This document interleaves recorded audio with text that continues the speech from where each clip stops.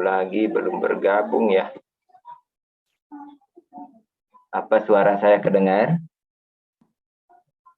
Terdengar, Pak. Dengar, Pak. Jelas, Wah, Pak. kayaknya ya. Mei Devi, suara saya kedengar? Terdengar jelas, Pak. Wah, oke, cabut headset kayaknya nggak kedengeran ya. Kalau sekarang kedengar ya?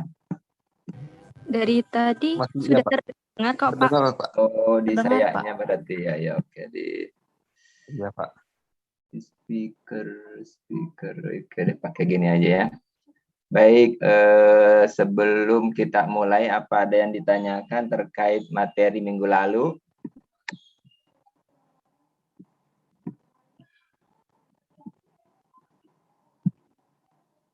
Tidak ada.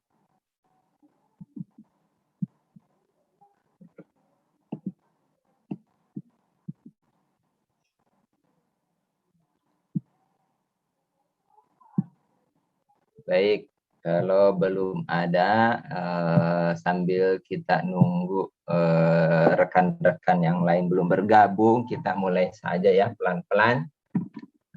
Minggu ini kita akan belajar tentang prinsip dan teknik transfer gen pada ikan ya. Kalau minggu lalu kita belajar bagaimana menyiapkan vektor ekspresi ya. Apakah itu beli ataukah buat sendiri ya. Kalau buat sendiri berarti apakah kita sudah punya gennya, promotornya ya. Kalau belum punya berarti isolasi, sambung sendiri ya, berbanyak ya, kemudian baru ditransfer ya ke embrio ya. Nah, sudah belajar membuat ya prinsip membuat vektor ekspresi yang sederhana sampai yang agak susah kemarin ya. Dibuat soalnya susah itu, tapi kalau itu bisa jawab, saya yakin nanti akan banyak berguna kalau akan bekerja di perusahaan ataupun lab molekuler ya. Oke, baik. Nah, hari ini secara garis besar kita akan belajar definisi apa itu transgenik, transgen ya, kemudian transfer gen ya. Selanjutnya prinsipnya seperti apa sih transgenesis itu ya. Ada berapa yang perlu kita ingat. Kemudian untuk membuat ikan transgenik tahapannya seperti apa ya. Kalau kemarin ada berapa tahapan untuk membuat vektor ekspresi, sekarang tahapan membuat ikan transgenik juga mengenal prinsip-prinsip metodenya ya. Kelemahan, kelebihan setiap metode tersebut ya. Pada ikan A, metode apa yang pas, pada ikan B, metode apa yang lebih tepat gitu ya. Baik. Nah, definisi yang perlu Anda ya ingat gitu ya, tidak harus persis seperti ini, tapi kata kuncinya ingat gitu ya. Bahwa teknik atau teknologi transfer gen atau transgenesis ada suatu metode pemulihan, kalau dalam hal ini kita ikan gitu ya, memasukkan gen ke hewan termasuk ikan atau tanaman atau mikroorganisme ya. Walaupun di mikroorganisme biasanya bukan menggunakan istilah gene transfer atau transfer gen, tapi transformasi ya yang dipakai ya, di sana istilahnya ya.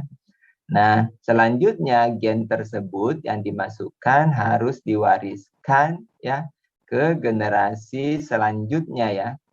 Nah, istilah transgen di sini, transgen ini adalah lebih banyak digunakan untuk organisme multiseluler ya, sekali lagi hewan, tanaman ya.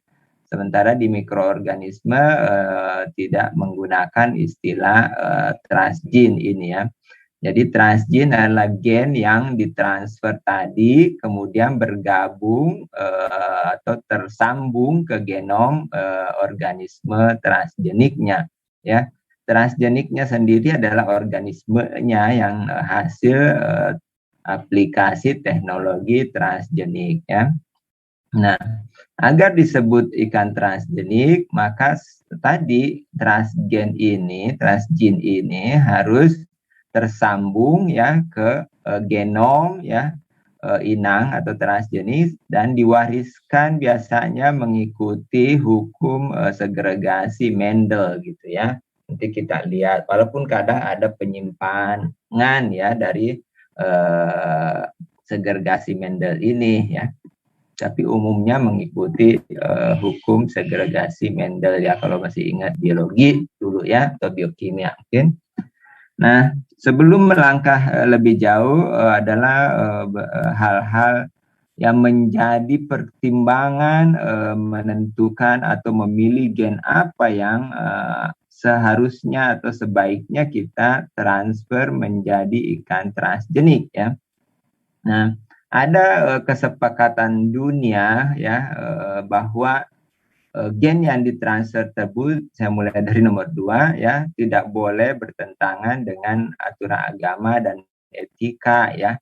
Misalnya kalau yang muslim ya, berarti gennya itu tidak boleh diambil dari babi gitu ya. Mungkin ada juga yang tidak boleh dari sapi ya. Kalau etik ya mungkin misalnya ini gennya dari manusia ya, kemudian dimasukkan ke ikan, ikannya dimakan, itu secara umum tidak boleh gitu ya. Nah, yang terkait dengan keamanan pangan ya, kalau dimakan ya, maka gen yang dimasukkan tadi tidak boleh menghasilkan protein ya, di mana protein ini dapat menyebabkan alergi, walaupun ya organisme atau udang ya, kepiting atau ikan lain ya, itu ada yang menyebabkan alergi pada beberapa orang karena memang sensitif histamin misalnya ya. Nah, tapi secara umum gen tersebut tidak boleh dimasukkan ke ikan ya, di mana akan menyebabkan orang alergi gitu ya. Berikutnya adalah gen penyandi toksin ya, misalnya dari ikan fugu ya, ini ikan buntalnya Jepang, itu terkenal dengan tetrodotoksinnya yang sangat kuat gitu ya. Sedikit saja itu mungkin bisa membunuh satu ORT ya, sekompleks gitu ya, kalau salah-salah memasaknya. Nah, itu tidak boleh, kecuali memang ikan itu bukan untuk dimakan, tetapi ingin memproduksi toksin ini yang berguna untuk kesehatan. Misalnya itu, misalnya kita ingin membuat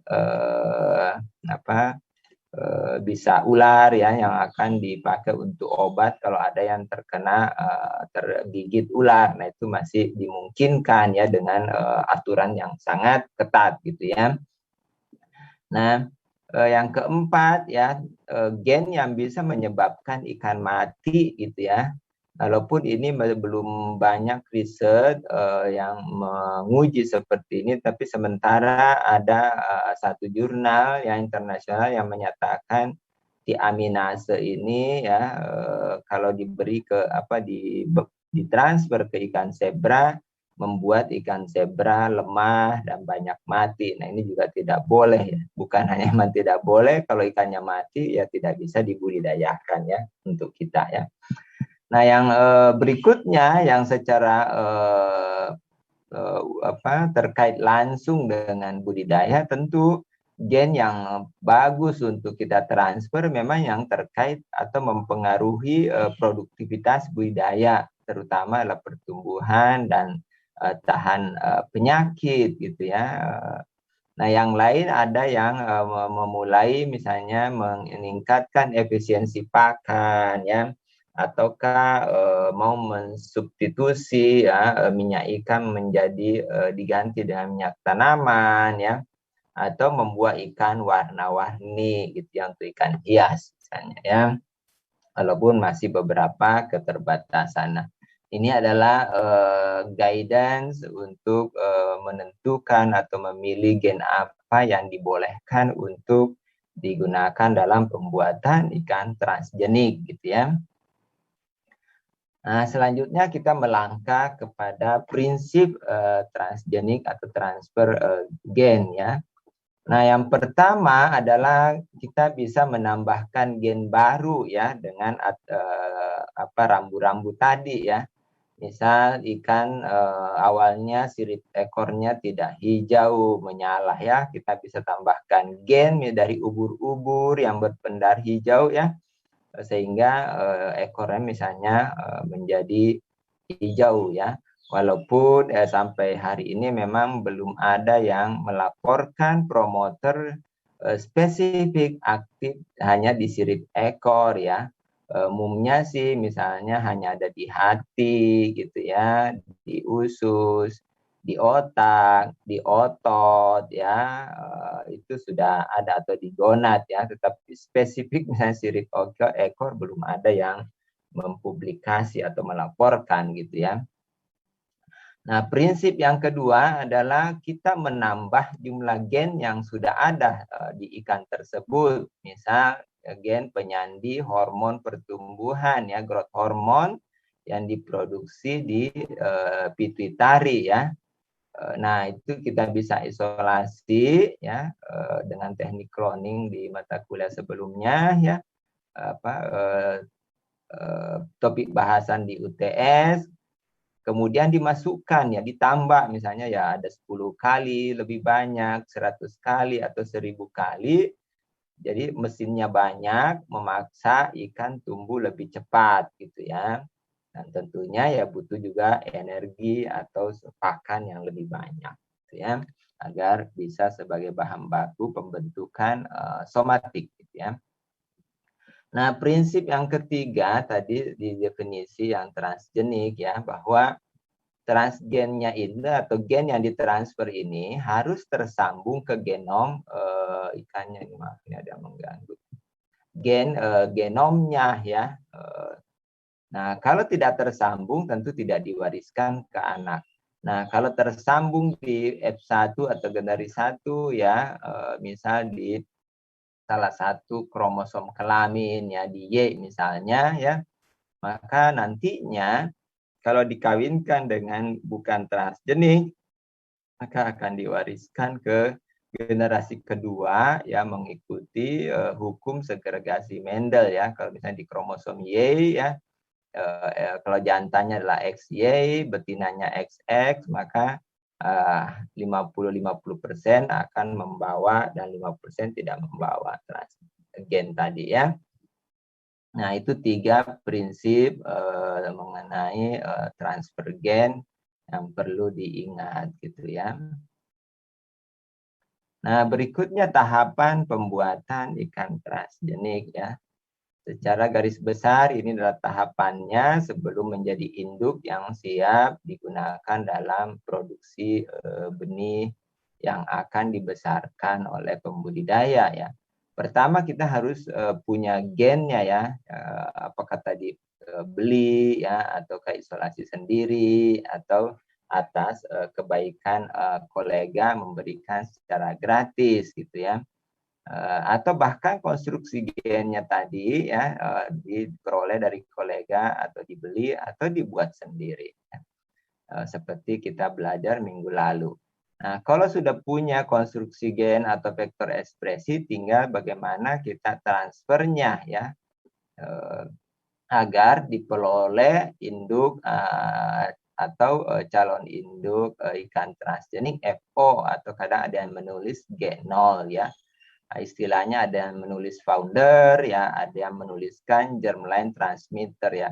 Germline transmitter artinya ikan yang bisa mentransmisikan, mewariskan gen yang tadi melalui sel germinalnya atau sel gonadnya ya. Nah, kalau F0 atau G0 generasi 0 ini, founder ini dikawinkan dengan ikan bukan transgenik, maka akan diperoleh generasi pertama F1 atau G1 yang sifatnya heterozigot ya. Jadi hanya salah satu kromosom kelaminnya membawa gen yang kita masukkan tadi ya. Dan seterusnya nanti kita bahas lebih jauh ya. Baik, kita melangkah ke metodenya dulu ya. Secara umum ada 3 metode yang banyak dipakai untuk membuat ikan transgenik ya. Yang pertama yang banyak dikembangkan adalah metode mikroinjeksi ya. Jadi gen disuntikan ke sitoplasma blastodis embrio ya, fase 1 sampai 2 sel ya. Satu per satu ya. Nah, tentu akan bisa dibayangkan skill apa yang diperlukan ya, tangan dan peralatan apa yang dibutuhkan ya, karena ini harus suntik satu persatu, tentu akan membutuhkan waktu dan skill lebih tinggi dibandingkan misalnya dengan metode elektroforasi. Nah, kalau ini gen dicampurkan umumnya menggunakan sperma karena memang membran dinding sel sperma kan tipis ya, dan jumlah sperma banyak sekali ya, tinggal kita pakai membuahi telur, tentu akan bisa diproduksi embrio atau larva transgenik banyak sekali dalam waktu singkat ya, dengan menggunakan kejut listrik voltase tinggi gitu ya. Nah, metode yang berikutnya yang banyak juga digunakan untuk ikan-ikan yang sulit disuntik atau ada kesulitan elektroforasi ya, karena misalnya belum bisa dilakukan pemijahan buatan ya, adalah menggunakan transveksi ya. Nah, ini menggunakan bahan kimia.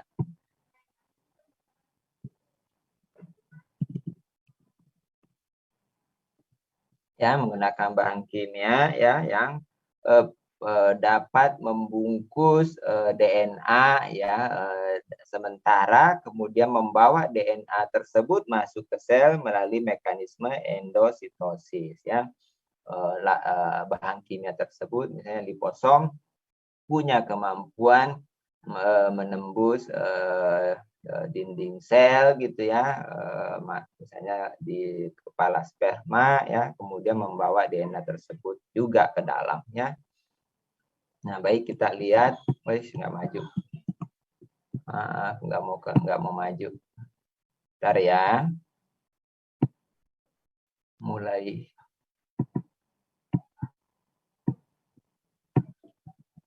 Tadi sampai mana ya? Oke, sampai sini. Mudah-mudahan bisa maju. Oke.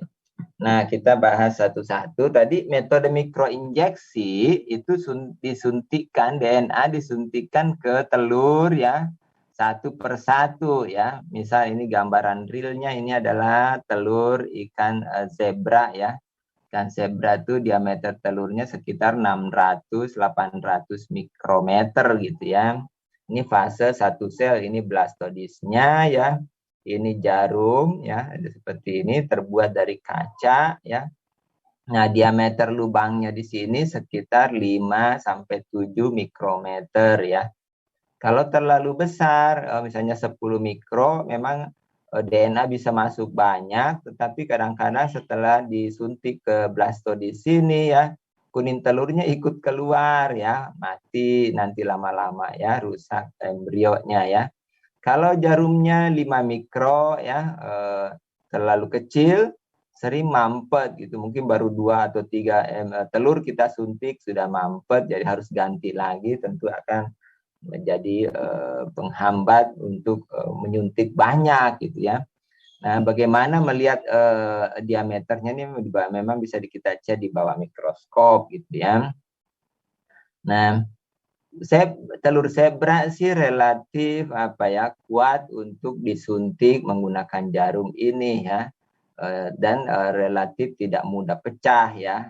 Tentu misalnya kalau telur cupang yang kecil ataupun telur ikan patin ya juga agak kecil ya, agak sulit disuntik ya, kecuali memang sudah latihan berkali-kali ya. Atau telur udang yang kecil sekali juga susah, atau telur ikan lele, ikan mas yang nempel ya, tentu ada lapisannya di sini harus dibuang yang namanya saya yang menempel itu, menyebabkan nempel itu dibuang dulu, atau dipakai tanin yang mengikis ya, agar kalau kita suntik jarumnya tidak nempel gitu ya, untuk telur-telur yang bersifat adesif. Ada juga telur misalnya ikan salmon ya, diameternya itu sekitar 1 senti ya. Remote rod juga segitu ya. Nah, telur salmon setelah dibuahi menyentuh air itu ya akan mengeras sekali ya, benar-benar keras gitu ya. Misal diberi beban 1 kilo di atasnya pun tidak akan pecah gitu ya. Nah, metode mikroinjeksi untuk salmon tentu tidak bisa menggunakan jarum dari kaca. Ini langsung masih akan patah ya. Nah, ada metode lain yang dikembangkan peneliti Jepang atau Amerika atau Eropa untuk ikan salmon agar bisa disuntik dengan mudah. Pertama, dia menggunakan jarum logam gitu ya. Kedua, ada yang mengikis dulu di sininya korionnya ya, baru disuntik dengan suntikan dari kaca ini ya. Nah, ini realnya ya. Nah, memang karena ini menggunakan mikroskop binokuler gitu ya. Nah, dulu saya agak terkendala ya di tahun 2000-an lah ya. Mata saya masih silindris ya, kiri dan kanan tidak kompak ya. 1 minus berapa waktu itu ya? 1 kali ya. 1 lebih ya. Jadi nggak kompak. Jadi harus percaya salah satu mata kalau memang silindris ya, agar tangan kiri dengan tangan kanan dengan mata itu kompak ya.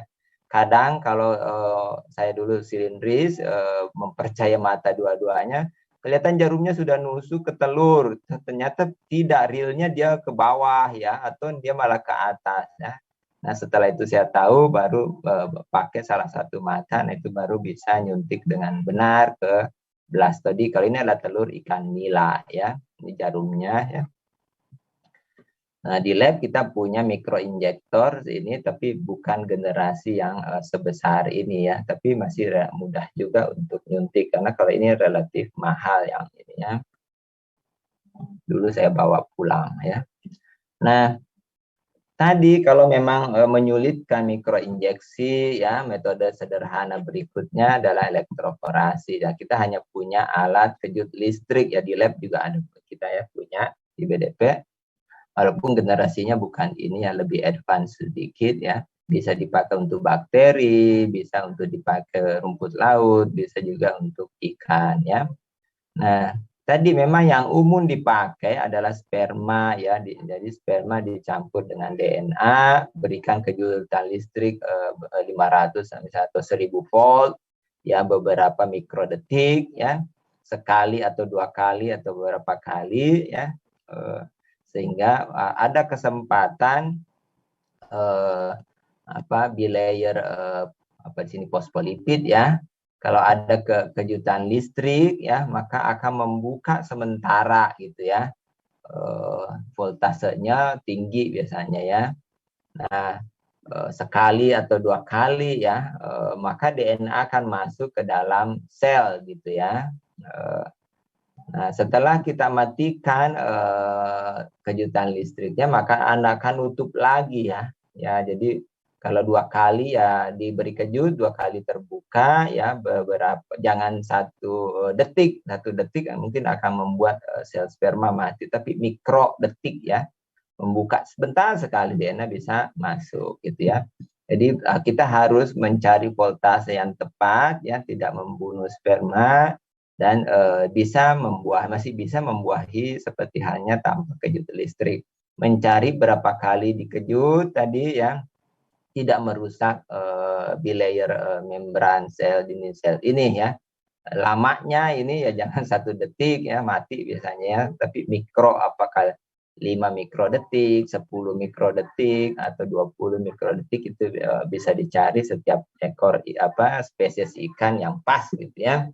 Jadi ini yang mempengaruhi keberhasilan transfer gen elektroforasi adalah 3 hal ini biasanya. Ada 1 lagi adalah jenis kejutnya ya, tetapi kita sudah nyoba di ikan ya, kayak jenis yang kedua itu banyak membunuh sperma ya. Saya lupa jenisnya, ada di mesinnya situ, pilih dan sudah di set standar ya, jadi tidak diubah-ubah lagi untuk ikan ya. Awal-awal kita mencari. Nah, metode berikutnya adalah transveksi, misalnya menggunakan liposom ya. Namanya ini hanya merek dagang, misalnya JetPay, Transpas, dan lain-lain. Ini yang dua ini pernah dipakai di lab ya. Nah, ini juga jauh lebih sederhana ya. Kita hanya mencampur DNA plasmid konstruksi kemarin dibuat dengan bahan kimia ini ya. Baru dicampurkan ke telur atau sperma. Tapi telur yang prepitelinnya tidak lebar ya. Misalnya ikan mas itu termasuk lebar prepitelinnya ya. Atau telur ikan lele ikan mas juga sebelum terbentuk penempelannya di sini ya.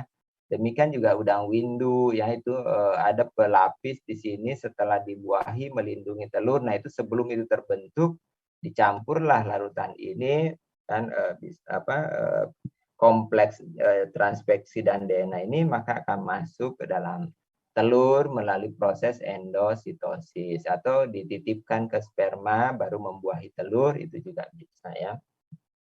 Nah, memang kelemahannya ya bahan kimia ini relatif mahal ya. Misalnya 1 cc 1 mili dulu sih sekitar 5-6 juta ya. Tapi kita memakainya kan sedikit ya, sekali proses 10 mikroliter misalnya itu sudah bisa untuk jutaan sperma ya, atau ribuan telur. Jadi relatif efisien sebenarnya ya. Hanya sekali belinya itu yang mahal ya. Nah, ini tadi nama lain misalnya ada yang jet prime, ada jet messenger, ada interferin ya. Memang kalau DNA misalnya tadi jet jet PI atau ini ya, namanya jet prime ya. Kalau untuk membungkus messenger RNA ya jet messenger, membungkus RNAi ya ini interferin gitu ya. Mekanismenya masuk semua melalui proses endositosis gitu ya. Baik, nah kita coba membandingkan tiga metode itu dari segi penggunaan DNA dan dari segi efektivitasnya ya. Kalau tadi dari segi teknis pengerjaannya ya. Misal kebutuhan DNA. Ini dulu pengalaman saya di ikan zebra ya. Dengan hanya menggunakan 120 nanogram kira-kira ya. Itu bisa menyuntik lebih dari 100 embrio telur zebra ya. Dengan dulu sih capaian tertinggi saya paling sekitar ya 90% menjadi transgenik ya. Jadi kalau menyuntik 100, 90% larva tersebut adalah transgenik. Ini rekor saya hanya segitu ya. Tidak semuanya 100% biasanya ya. Nah, kalau elektroforasi ya, misalnya bisa mencampurkan 10 juta dengan 1 mikrogram DNA. Nah, ini jauh lebih banyak butuh DNA-nya ya dibandingkan mikroinjeksi. Tetapi banyak sekali sperma yang bisa dipakai ya. Anggaplah ya kalau pembuahan jeleknya 80% misalnya, maka bisa membuahi puluhan ribu atau ratusan ribu telur. Itu jauh lebih banyak ya, massal ya. Walaupun nanti kita lihat kelemahannya ada ya. Nah, transveksi juga cukup banyak membutuhkan DNA-nya ya, tapi tidak lebih atau tidak sama banyaknya telur ataupun sperma yang bisa diperlakukan ya.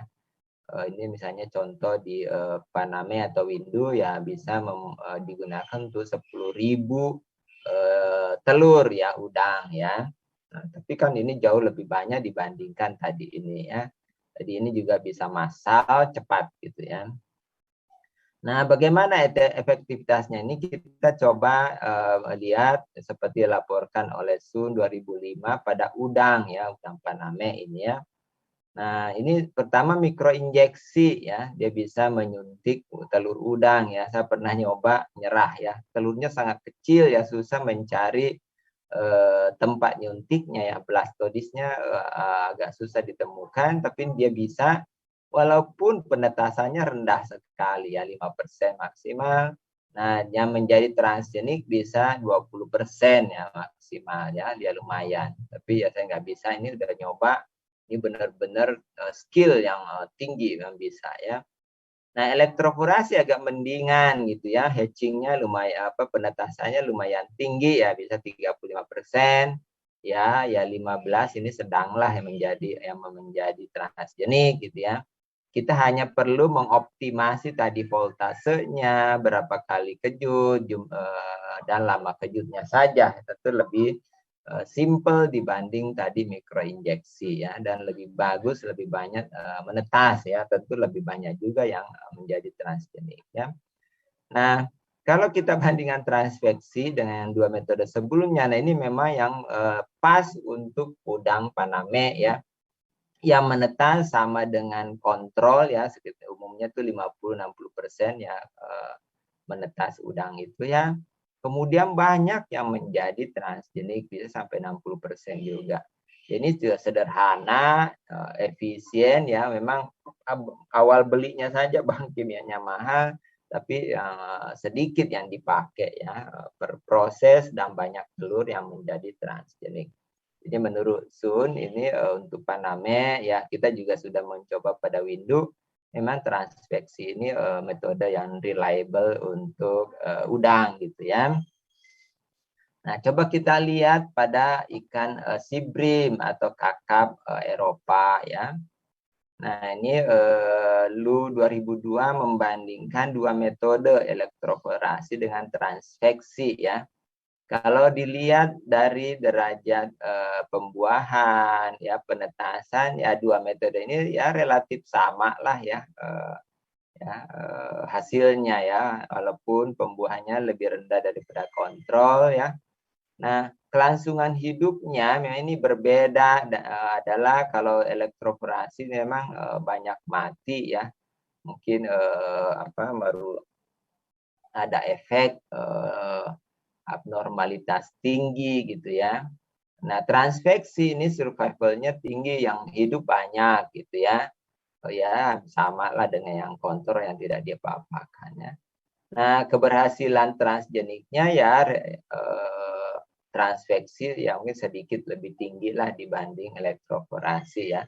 Jadi jumlah transgenik lebih banyak dikit, survivalnya lebih tinggi, maka untuk ikan kakap misalnya ya, sibrim ini lebih pas juga transveksi ya, mirip dengan tadi udang lah ya, apa namanya. Nah, pada tanaman air ya, misalnya rumput laut yang tidak ada blastodis, dia ada dinding sel tebal gitu ya. Nah, tentu metodenya elektroforasi bisa ya, pernah nyoba, tetapi bukan dalam bentuk rumput laut utuh ya, tetapi selnya disosiasi dulu menjadi sel-sel tunggal atau beberapa, baru diberi kejut listrik, itu bisa ya. Nah, tapi kalau bentuk potongan talus rumput laut, nah metode yang dikembangkan kita di IPB ada dengan biologi kerjasama ya, dalam menggunakan prinsip agrobakterium yang menginfeksi tanaman darat ya. Nah, ini agrobakterium punya mekanisme misalnya melukai dinding tanaman gitu ya, kemudian menyuntikkan DNA masuk ke dalam sel gitu ya. Nah, memang yang awal yang membuat kita was-was adalah agrobakterium ini kan darat, rumput laut ya di salinitas tinggi ya. Kalau agrobakterium masuk ke salinitas tinggi, yang misalnya 30, tentu mati ya. Tapi kalau pakai air tawar, nah rumput lautnya yang mati. Nah, itu awal-awal kita cari salinitas berapa airnya, agrobakteriumnya masih hidup ya, rumput lautnya juga hidup. Itu riset awal dulu ya. Nah, lanjut setelah diperoleh generasi 0F0, tentu bagaimana kita memilih tadi yang mana transgenik, mana yang bukan ya. Saya kira Anda sudah belajar PCR teorinya, praktikum walaupun kemarin masih online gitu ya, mudah-mudahan paham prinsipnya. Atau kita melihat ekspresinya ya, kalau gen berpendar sih bisa dilihat di bawah mikroskop, tapi kalau misalnya gen yang terkait imunitas ya tentu kalau tidak diuji tantang penyakit nggak akan ketahuan ya. Nah, PCR ya biasanya kita potong salah satu sirip ujungnya ya ekstraksi DNA, kemudian elektroforesis, maka ada misalnya ada pita DNA sesuai dengan target misalnya ya di sini sekitar 1 kilo ya. Maka yang ada pita ini 4 ini adalah ikan transgenik, sementara yang kosong ini adalah bukan gitu ya. Yang bawah ini adalah kontrol internalnya ya. Nah, tadi kalau gennya berpendar, misalnya ini hati ya, ada warna hijau seperti ini, maka ini jadi transgenik. Atau di ususnya ya, nah yang berpendar ini adalah gen dari ubur-ubur ya diisolasi ya. Nah, berikutnya adalah kita harus memilih bukan hanya tadi menjadi transgenik atau positif di di sirip ya. Yang diperlukan berikutnya adalah gennya ada di telur atau di sperma agar bisa diwariskan ke anaknya.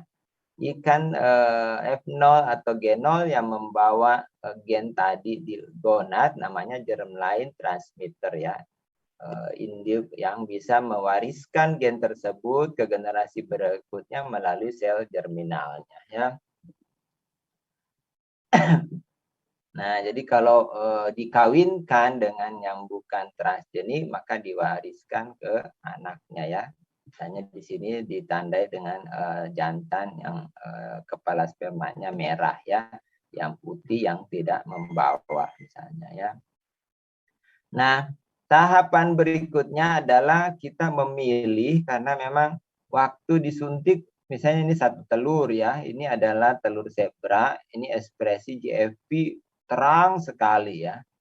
Tetapi ini kan membelah dan jumlahnya ini berbeda antar telur ya. Walaupun kita tadi suntikan konsentrasinya sama, misalnya 30 nanogram per mikroliter, tetapi berapa lama jarum kita suntikan sini kan tidak persis, misalnya 1 detik, 2 detik ya. Walaupun kadang dulu saya berhitung misalnya 1, 2, 3, cabut jarumnya, pindah lagi suntik yang berikutnya 1, 2, 3, tetapi tetap jumlah gen yang masuk dan kemana di jaringan ini berbeda-beda antar telur tadinya ya. Akibatnya juga ekspresinya juga berbeda-beda, ada yang terang, ada yang sedang, ada yang lemah. Nah, ini perlu kita pilih gitu ya. Yang dibutuhkan misalnya yang terang sekali ini untuk membuat generasi berikutnya. Jumlah yang membawa tadi ya, walaupun sudah diperiksa ada di gonad, ada di sirip. Nah, kadang-kadang ini setelah jadi besar, di screening lagi, diidentifikasi lagi, ternyata 0 gitu ya. Nah, ini misal nih hanya 1% yang membawa ya, 1 dalam 100 ya, satunya ini kepencet serokan ya, waktu kita ganti air kah atau pindahin, nah maka hilang ya. Tapi yang ini yang paling banyak dulu saya buat itu F1 40% gitu ya. Umumnya sih tidak setinggi ini ya, paling 10-20% yang umum ditemukan atau dilaporkan peneliti ya. Ini kebetulan kali ya. Nah, setelah diperoleh F1 tadi dipilihlah yang sesuai dengan tujuan kita membuat transgenik gitu ya, ekspresinya tinggi ya. Kemudian ini contohnya ikan nila nih, kalau sekali lagi gen berpendar ya, ini adalah telur ikan nila ya. Ini kelihatan terang sekali ya ini. Tapi ada juga yang lemah, misalnya ini ya, ini termasuk terang, ini terang. Ini bisa kita ambil, pilih, inilah yang ditetaskan, dijadikan induk ya. Jangan yang ekspresinya lemah ya, seperti ini ya, tapi ini oke, ini oke, ini oke, ini oke, itulah yang dipilih ya. Nah, kalau tidak bisa dilihat, saya kira sudah belajar cara kuantifikasi ekspresi ya kemarin ya, praktikum online semi kuantitatif atau real time PCR ya. Sudah dibahas sana, saya tidak ini lagi ya. Nah, anggaplah ini tadi yang paling terang ya, dikawinkanlah dengan non transgenik ya. untuk membuat generasi kedua ya. Tadi di prinsip transgenik, kalau memang di F1 ini benar-benar sudah tersambung ke genom ya, misalnya di kromosom, kalau di sini saya gambarkan X ya, maka akan diwariskan dengan proporsi 50% transgenik, 50% bukan gitu ya. Nah, masalahnya kalau kita ingin di budidaya ada 50% transgenik, 50% bukan, ini kan sayang gitu ya. Nah, sisanya dibuang ya, atau kalau misalnya terkait daya tahan penyakit, berarti ada 50% tidak tahan penyakit. Kalau ada infeksi penyakit, maka akan mati gitu ya. Nah, tentu kita perlu membuat induk yang homozigot ya, bukan hetero. Tadi hanya satu kromosom yang membawa gennya ya. Kita inginnya dua-duanya kromosom kelamin membawa gen tadi. Nah, bagaimana caranya? Yang F2 tadi yang ekspresinya kuat ya, dikawinkan sama transgenik gitu ya. Nantinya sekitar 25% akan menjadi transgenik homozigot ya. Jadi kromosom X dan Y-nya membawa gen yang kita transfer. Yang 50% hetero, 25% kira-kira yang non transgenik gitu ya. Nah, kalau ini dijadikan induk, dikawinkan dengan non transgenik, maka anaknya semua menjadi transgenik ya. Ini homozigot. Nah, bagaimana memilih mana yang homozigot, mana yang hetero ya? Ya salah satu jawab progeni begini, kemudian dilihat anaknya, kalau dia transgenik semua berarti induknya homozigot ya. Kalau ada non transgenik muncul 50-50 berarti dia induknya hetero ya. Nah, cara kedua menggunakan metode real time gitu ya. Kalau di sini kan 2 kopi gen ada dalam genom ya. Kalau hetero 1 kopi. Nah, metode real time kuantitatif bisa memilih ya mana yang homozigot, mana yang hetero ya. Nah, itu kira-kira prinsip metode komparasi kelebihan kelemahan 3 metode umum transgenik ya yang biasa dipakai ikan.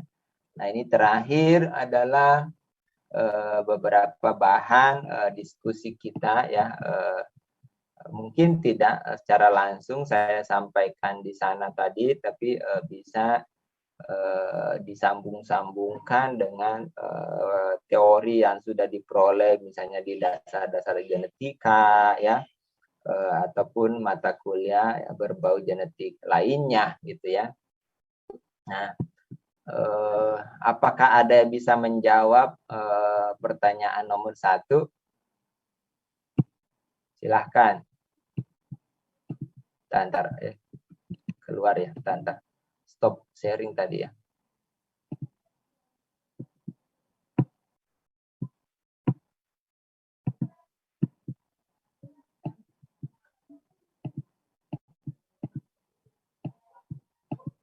Nah, ini apakah ada yang bisa jawab pertanyaan nomor 1? Silahkan. Kita masih ada cukup waktu ya. Atau ada yang bisa jawab nomor yang lain? Boleh.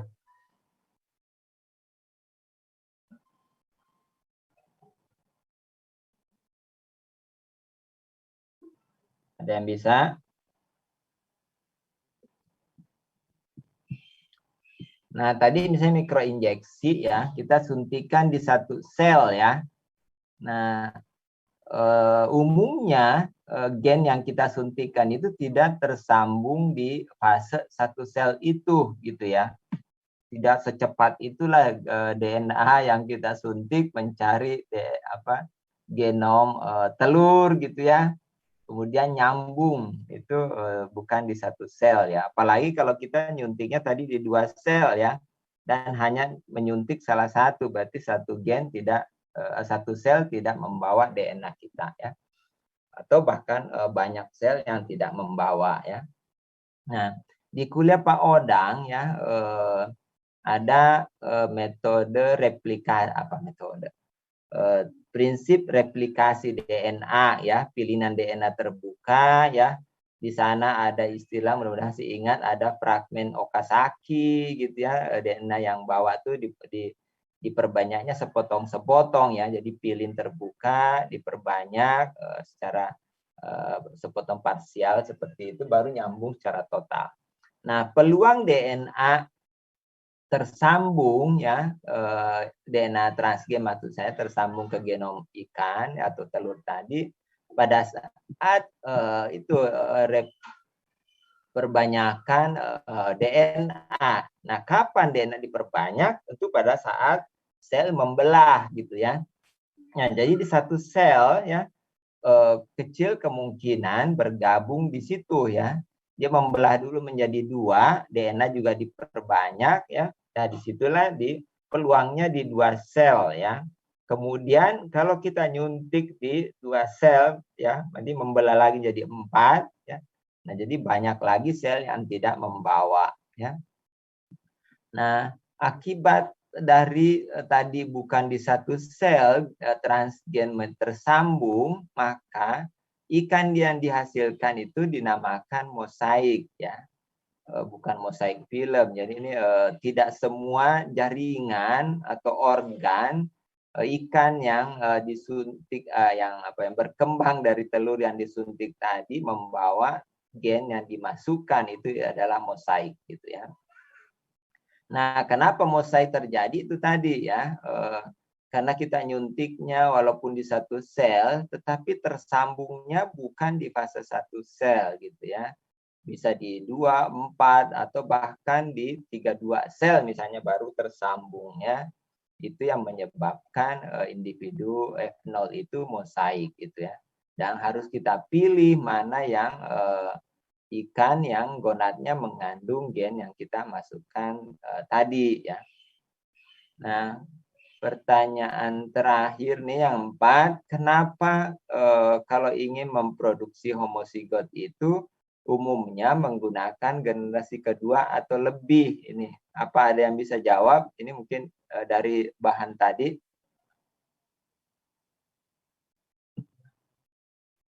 Ada yang kira-kira bisa jawab?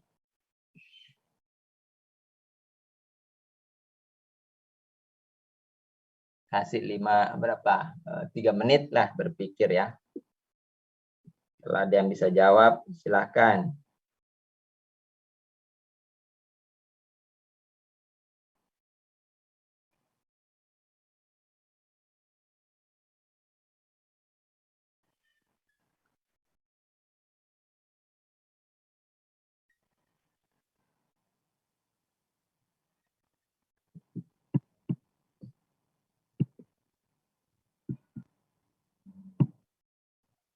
Ada yang bisa jawab?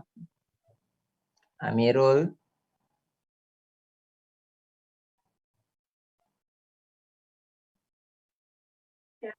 Bisa jawab?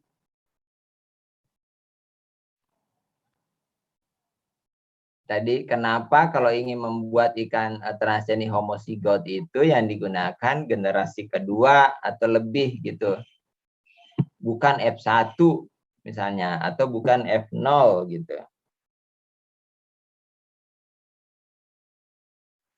Bisa jawab?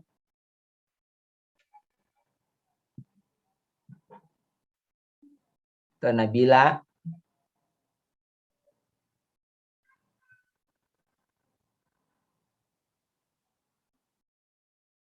Nabila ada?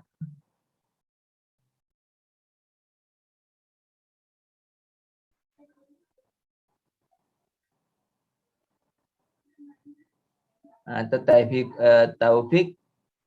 Hakim? Bisa?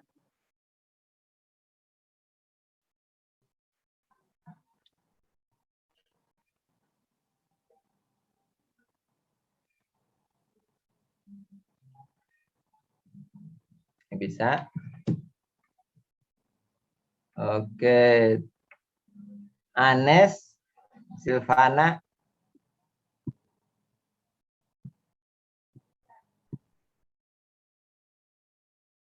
nggak ada yang bisa ini ya. Nah, kalau kita perhatikan tadi ya, F0 itu masih mosaik gitu ya. Juga jumlah gen antar individu ya itu berbeda ya. Sekali lagi walaupun konsentrasi DNA yang kita gunakan misalnya untuk mikroinjeksi sama ya 30 nanogram, tapi persisnya mungkin ada yang masuk 20 nanogram. Ya, silakan. Share screen-nya hilang, Pak. Ya, memang saya tutup. Ada yang bisa jawab tadi? Bisa, Fadli? Masih belum terlalu paham sih, Pak. Belum paham. Nah, oke. Nah, F0 tadi ya kan satu mosaik. Jadi tidak semua organ, jaringan, sel itu membawa gen yang kita masukkan ya. Yang kedua, jumlah gen yang masuk pun antar individu atau bahkan antar sel telur, sel sperma akan bervariasi. Itu ciri khas mosaik ya. Jadi F0 memang tidak bisa kita pakai untuk memproduksi homozigot ya. F1 kenapa jarang dipakai atau hampir tidak ada yang memakai untuk memproduksi homozigot ya, F1 dikawinkan dengan F1 tidak dilakukan ya. Nah, di F1 ekspresinya juga masih bervariasi antar individu ya. Juga jumlah kopinya ya. Juga ada istilahnya memang di sini tadi tidak disampaikan ya, ada yang namanya ekstra kromosomal ya. Ya, pada saat kita PCR ya, itu positif gitu ya. Tetapi gen tersebut sebenarnya tidak tersambung ke genom ya, ikannya ya. Tetapi DNA yang plasmid tadi itu sambung menyambung, misalnya ada 100 kopi ya, 100 DNA plasmid sambung menyambung atau ribuan sambung menyambung membentuk kromosom baru ya, namanya ekstra kromosomal ya. Kalau itu terjadi ya, maka di F2 tadi ya tidak semua membawa gen yang kita masukkan. Ekspresinya bervariasi karena jumlah gen yang masuk per individu bervariasi. Nah, di F2 karena kita sudah pilih yang ekspresinya paling tinggi gitu ya. Dan tadi 50% membawa berarti memang sudah seragam tuh ya. Nah, ekspresinya sudah bagus ya, juga yakin terintegrasi ke genom, maka umumnya yang dipilih adalah F2 atau F berikutnya lah yang untuk memproduksi induk homozigot gitu ya. Bukan F0 atau F1 ya. Nah, kira-kira itu jawabannya ya. Kalau ada yang ingin lebih jauh ya silahkan baca lagi apa itu mosaik, kelemahan kelebihan mikroinjeksi, elektroforasi, transveksi ya. Oke, apa ada yang ingin ditanyakan dari bahan kuliah atau dari penjelasan saya tadi?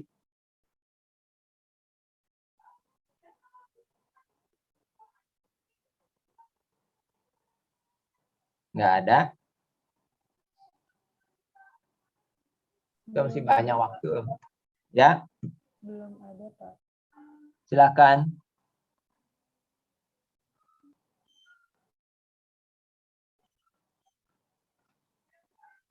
Ada yang mau nanya? Silakan.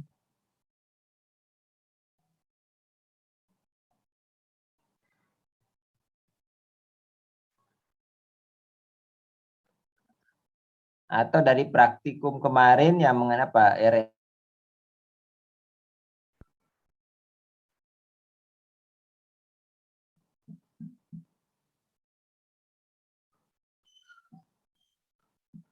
Nggak ada ya?